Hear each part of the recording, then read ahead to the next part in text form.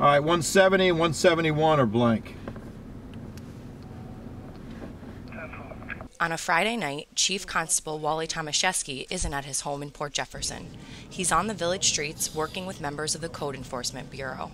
He drives around in his unmarked vehicle. He finds people violating village code and then calls the uniformed officers in.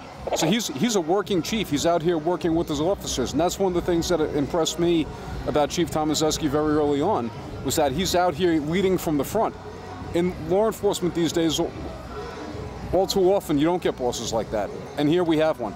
Tomaszewski, or Chief Wally, and his constables, appearance ticket, and parking violations officers enforce village codes. We look for people drinking, pre-gaming. Chief Wally and his crew of 41 deal mostly with disorderly behavior. Teenagers drink alcohol in their car and in public. The consequence, a summons and a $150 fine.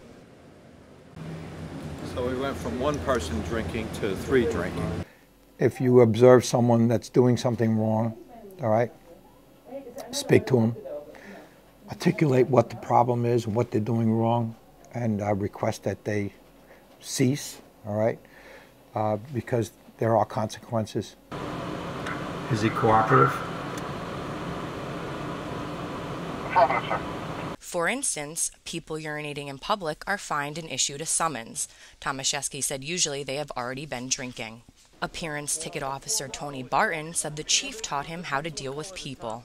A situation where, you're imposing either a fine or you're yelling at somebody, and basically de-escalate that into a situation that you can handle and where everyone kind of goes home happy. And even in situations where, the people aren't really going to have any of that and they're going to go home mad no matter what, it's just, how to deal with people, how to speak with people, and, how to kind of do this kind of work.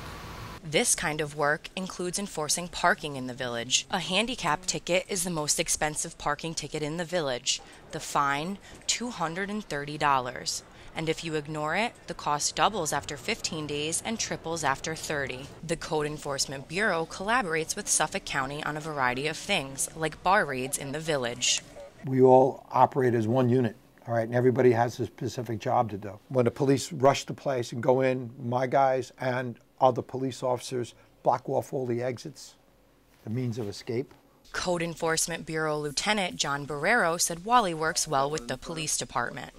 Uptown, we're having a lot of movement with drugs in the last couple of years. I can't divulge a lot of that, but he has a professional way of doing it. We're watching people, and we're passing on information to Suffolk County Police, helps them. Well, he's good at that. Tomaszewski used to work for Suffolk County Police and was Code Enforcement Bureau Chief from 1981 to 1996. Chief Wally returned to his job in 2006 and has lived in the village for 35 years.